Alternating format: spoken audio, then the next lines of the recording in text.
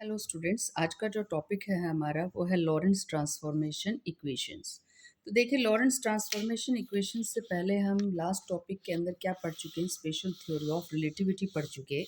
तो special theory of relativity को कुछ इक्वेशंस से रिप्रेजेंट किया जाएगा।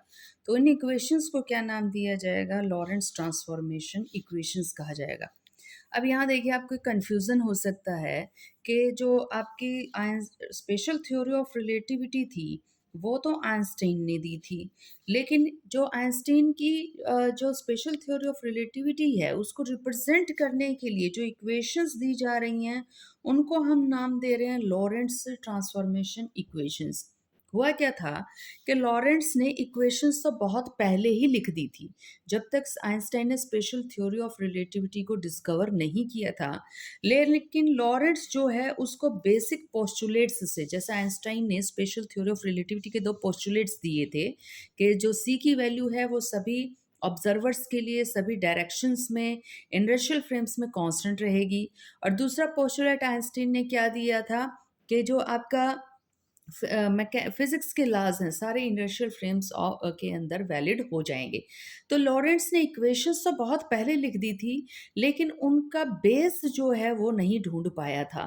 तो उस बेस को क्लियर किसने कर दिया था? आइंस्टाइन ने। तो इट मीन्स के कुछ साइंटिस्ट ने क्या कुछ ऐसे साइंटिस्ट भी थे कि इक्वेशंस तो वो लिख दिया करते, रिजल्ट्स तक तो वो पहुंचाया करते, लेकिन उन रिजल्ट्स को समझाएं कैसे? अगर कोई दूसरा ये पूछ ले कि ये कैसे हो गया, तो जो बेसिक साइंस है वो उसके पीछे की नहीं बता पाए थे। तो दैट इज द रीजन कि इन इक्वेशंस को क्या नाम दिया गया है?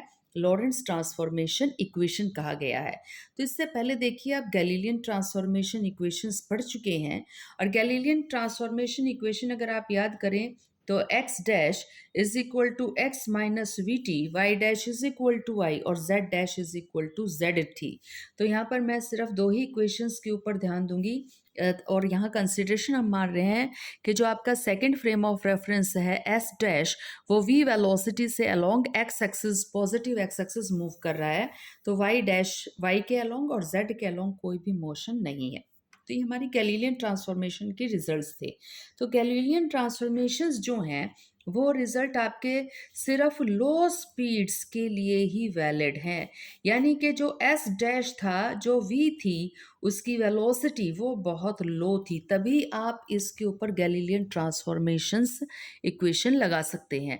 लेकिन आइंस्टाइन की स्पेशल थ्योरी ऑफ रिलेटिविटी के अकॉर्डिंग जो पार्टिकल है या जो सिस्टम है, कोई भी पार्टिकल सी से ज़्यादा वेलोसिटी से नहीं जा सकता, लेकिन सी तक तो पहुंच सकता है, या सी का 10th पार्ट या 100th पार्ट तक तो पहुंच सकता है। तो ये बहुत ज़्यादा वेलोसिटी हो जाती है।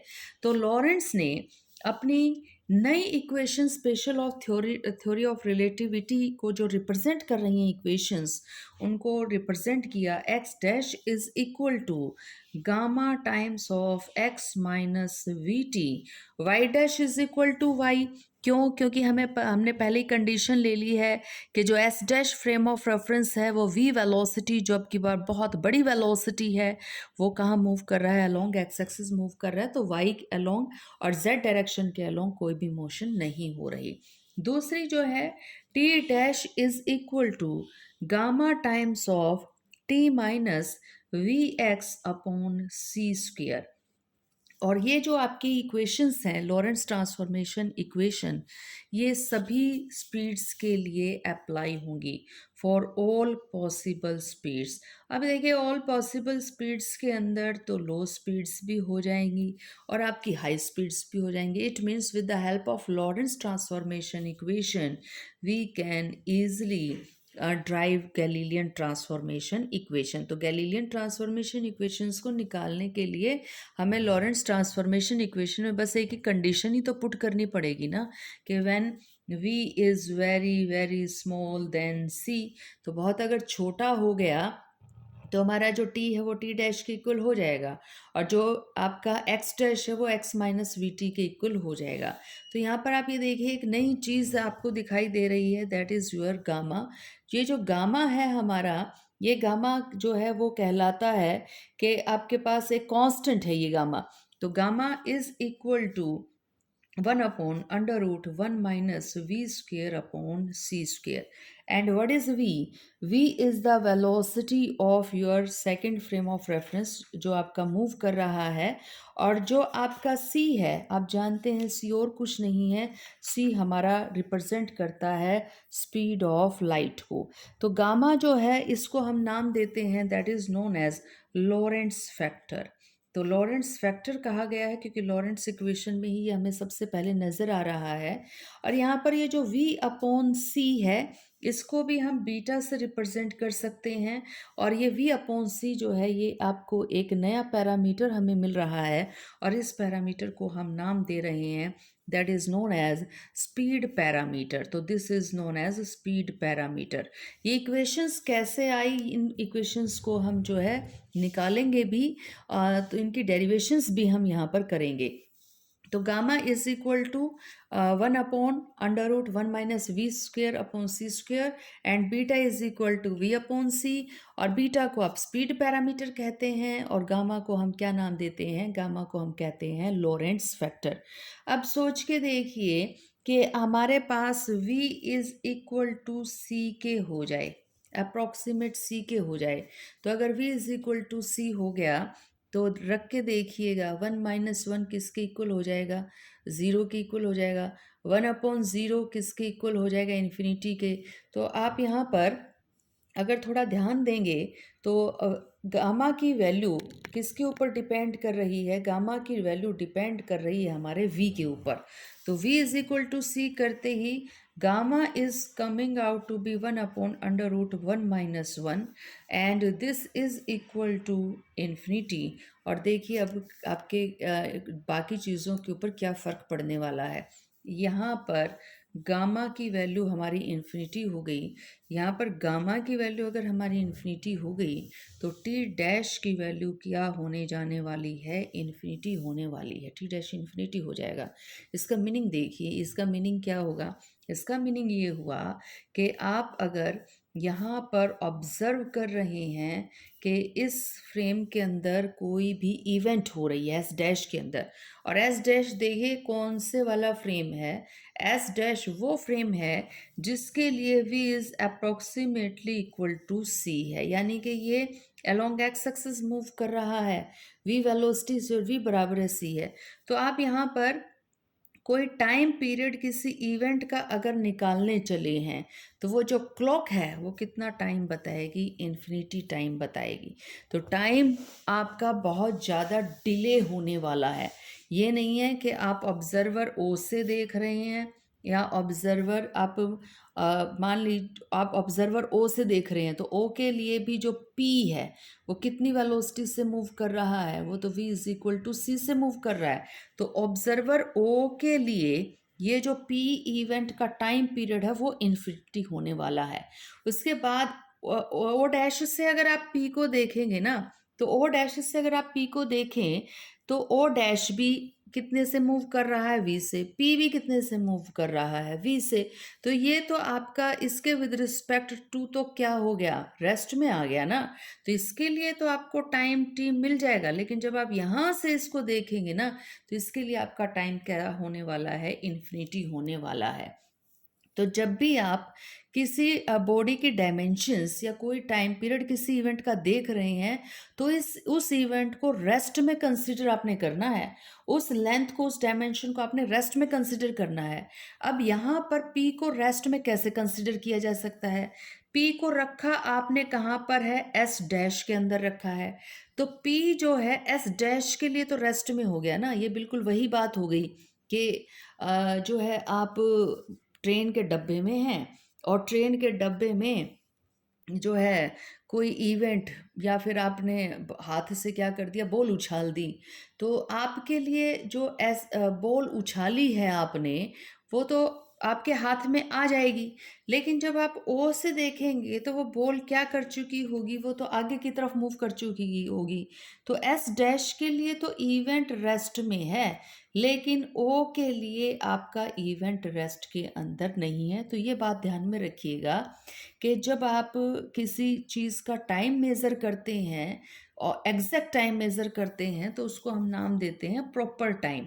और इसी तरह से आप जब किसी की डायमेंशन मेज़र करते हैं, जिसको आप प्रॉपर लेंथ कहते हैं, तो प्रॉपर लेंथ, प्रॉपर टाइम तब मेज़र किए जाते हैं, जब आप बॉडी को किस में कंसीडर करेंगे, रेस्ट के अंदर कंसीडर करेंगे। तो हमें ये देखना पड़ेगा कि ये वो बॉडी जो है कहाँ रखी हुई है। अगर वो मूविंग फ्रेम ऑफ रेफरेंस में रखी हुई है, तो मूविंग फ्रेम ऑफ रेफरेंस के विद रिस्पेक्ट टू वो रेस्ट में है। और जो फ्रेम ऑफ रेफरेंस आपका रेस्ट में था, उसके लिए वो किसके अंदर आ जाएगी, मोशन के अंदर आ जाएगी। तो यहाँ पर हमने दो नए फैक्टर देखे हैं, एक आपका स्पीड पैरामीटर है, एक आपका लॉरेंट्ज फैक्टर है। तो अगर हम यहाँ पर इन दोनों फैक्टर्स को ग्राफिकली ड्रॉ करने की कोशिश करें तो देखिए किस तरह से करेंगे। तो वैल्यू याद रखिएगा कि गामा किसको इंडिकेट करता है और हमारा बीटा किसको इंडिकेट करता है। तो बीटा तो इंडिकेट करता है v अपॉन सी को, और जो हमारा गामा है वो किसको इंडिकेट करता है, गामा इंडिकेट करता है 1/√1 minus we square upon C square को इंडिकेट करता है। तो देखिए यहाँ पे कि आपके पास v अपॉन सी की मैक्सिमम वैल्यू या वैल्यू कितनी हो सकती है। तो यहाँ पर स्पेशल थ्योरी ऑफ रिलेटिविटी का सेकंड पोस्टुलेट याद कीजिएगा कि कोई भी पार्टिकल, कोई भी सिस्टम c से ज़्यादा वेलोसिटी से चल ही नहीं सकता। तो v की मैक्सिमम वैल्यू कितनी हो सकती है, c हो सकती है, और c अपॉन सी करेंगे तो 1। तो मान लो ये है आपका 1, ठीक है। तो ये 1 है, तो यहाँ से स्टार्ट कर दो, ये 0.2 होगा, ये 0.4 होगा, ये 0.6 होगा, ये 0.8 होगा, और ये आपका 1 आ गया। तो आप गामा इज इक्वल टू लेके कितना चले हैं, 1 minus we square upon C square. सोच के देखिए कि ये जो वैल्यूज़ हैं 0.2, 0.4, 0.6, 0.8, ये सी पे तो डिपेंड नहीं कर रही। सी की भी तो वैल्यू फिक्स है, 3 × 10⁻⁸ मीटर पर सेकेंड, ये तो चेंज नहीं होगी। तो v की वैल्यू 0.2 कब आएगी, 0.4 कब आएगी, इसका मतलब आप v को चेंज किए जा रहे हैं ना। तो v की वैल्यू चेंज हो रही है। तो v की वैल्यू कम से कम क्या हो सकती है, कम से कम ये हो सकती है कि पार्टिकल रेस्ट में हो। तो रख के देखिएगा, पार्टिकल रेस्ट में है, v इज इक्वल टू 0 है, तो v इज इक्वल टू 0 किया तो 1/1 ही तो आ गया ना। तो इसका मतलब जब v की वैल्यू 0 है, पार्टिकल रेस्ट में है, तो गामा की वैल्यू कितनी आई आपकी, गामा की वैल्यू आ गई हमारी 1। और हमें पता है कि बीटा की वैल्यू जो है इसके पार नहीं जाएगी, यानी कि 1 के आगे नहीं जाएगी आपकी बीटा की वैल्यू, क्योंकि v की वैल्यू मैक्सिमम किसके बराबर हो सकती है, मैक्सिमम इसकी वैल्यू हो सकती है c के बराबर। c अपॉन सी कितना हो जाएगा आपका, 1 हो जाएगा। तो अब जैसे जैसे हम v की वैल्यू को बढ़ाते चले जाएंगे, हमारी वैल्यू बढ़ती जा रही है v की, 0.2 तक पहुंच गए, 0.4 आ गए, 0.6 आ गए, तो हमारी जो वैल्यू कंडीशंस हैं, तो देखिए किस तरह से आपके पास यहाँ पे कंडीशंस आएंगी।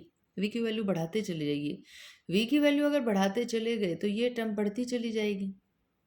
ये टर्म अगर बढ़ती चली गई तो 1 में से कुछ माइनस करेंगे तो वो क्या करेगा, डिक्रीज करेगा। डिक्रीज कर गया तो उसका अंडर रूट भी कम आएगा। अंडर रूट यानी कि नीचे जो आपके पास डिनोमिनेटर है वो कम है, 1 अपॉन ये कम है तो ये ज़्यादा नहीं हो जाएगा। तो आप यहाँ पर देखेंगे कि ये वैल्यू जो है हमारी क्या करती जा रही है, थोड़ी थोड़ी इंक्रीज करती जा रही है, और एट लास्ट ये हमारी इससे ज़्यादा नहीं हो पाएगी, इस लाइन के आगे हम नहीं बढ़ पाएंगे, क्योंकि हमारा कि पार्टिकल की वेलोसिटी जो है आपकी सी से ज़्यादा नहीं हो सकती।